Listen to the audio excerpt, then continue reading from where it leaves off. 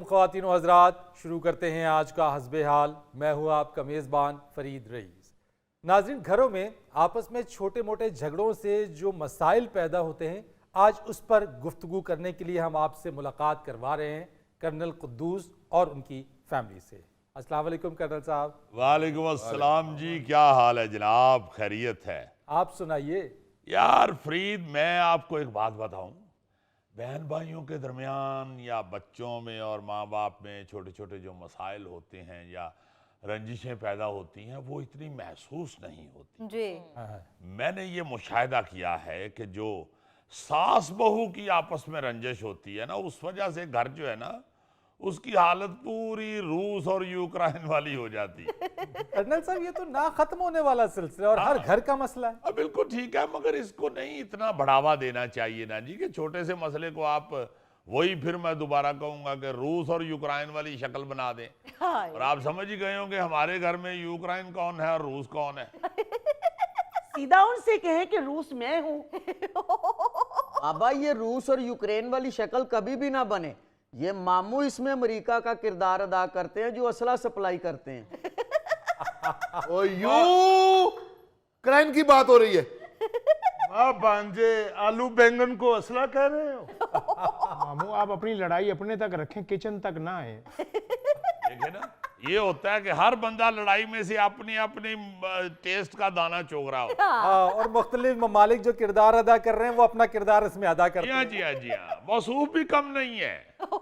मतलब हैं तो हमारे फैमिली मेंबर, हमने तो कभी मुलाजिम समझा ही नहीं।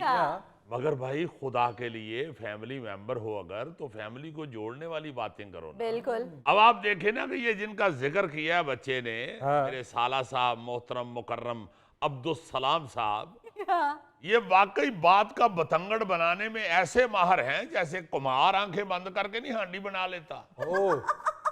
इनको पता भी नहीं चलता कि कब इन्होंने मसला जो है उसको बाकायदा जंग की शक्ल दे दी। शक्ल भी इनकी हांडी गोश्त जैसी है। भाईजान, मैंने तो कुछ भी नहीं कहा, मैंने तो सिर्फ इतना ही कहा ना कि आप ही सच कह रही है।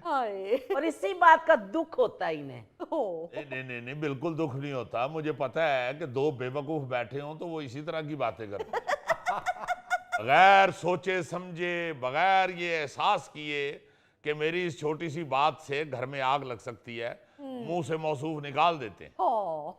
कर्नल साहब, आप तो मुदब्बराना अंदाज में हर मसले को सुलझा देते हैं। अब क्या हो गया? होना क्या है जी, बहू की कजन की शादी थी, वहां जाहिर है उन लोगों ने हमें भी बुलाया। भाई, कोई इज्जत दे रहा है तो उसे हजम करने का भी तरीका सीखो। हाँ जी। वहां हम सारे गए हैं। अच्छा। शादी पे ये हुआ कि कुर्सियां जहां हमें फारग मिली, खाली मिली, हम वहां बैठ गए। मौसूफ ने वहीं बैठ के गुफ्तगू शुरू कर दी कि हमें आगे सोफों पे क्यों नहीं बिठाया, लो। हम बच्ची के ससुराल वाले हैं। भाई, बच्ची के आगे कजन की शादी है, वहां पे गए हुए हैं, अगर उन्होंने बुला लिया है तो पीछे बैठ के कौन सा हमें जंप लग रहे हैं। ये बस में थोड़े बैठे हुए हैं, बारात में बैठे हुए हैं, तो बैठी रहो आराम से। भाईजान, आपको पता है कि हमारे साथ ही लोगों के ड्राइवर बैठे हुए थे। ड्राइवर बैठे हुए तो किसी ने तुम्हें रेस दे दी है या तुम्हारा क्लच नप दिया है। बाबा, ड्राइवरों के साथ तो कोई मसला नहीं। हाँ, अलबत्ता मामू का झगड़ा नाई के साथ जरूर हुआ है, जब इन्होंने बिद वाले थैले में से 12-13 पैकेट उठा लिए थे। ये तो कोई मसला ही नहीं है भांजे, मैंने 10-12 पैकेट उठाए जरूर थे। उसने कहा फेंको इधर, तो मैंने फौरन आधे पैकेट फेंक दिए थे। जी, खुद तो 6 पैकेट फेंक दिए थे और मुझे कहता है अब तुम बिद लेकर आओ। मैंने कहा जी, मुझे तो वो दे गए हैं, करो ऊपर से जाओ और दोबारा लेकर आओ। अब भाई, मुझे कोई शौक नहीं है बिद खाने का। उसमें जो मखाने थे वो बड़े साफ सुथरे थे।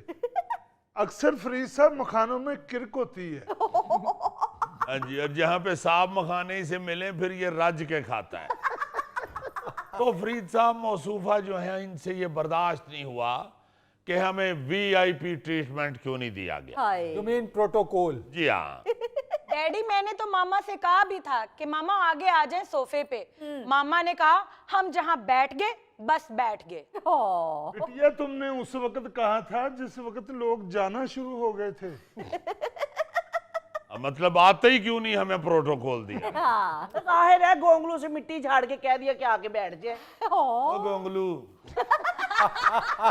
मेरा मतलब है गोंगलू से मिट्टी नहीं झाड़ी उसने जब देखा है कि खाली हो गया है सोफा तो आ जाओ भाई। हाँ अब खाली नहीं तो किसी को उठा के तो नहीं आपको बिठाना। हाँ बिल्कुल। मत इस तरह की अना लेके घर से निकला करो। ये भी फील किया करो कि दूसरों की भी इज्जत है। जहां पे आप जा रहे हैं उन लोगों के अपने बहुत से मसाइल होते हैं।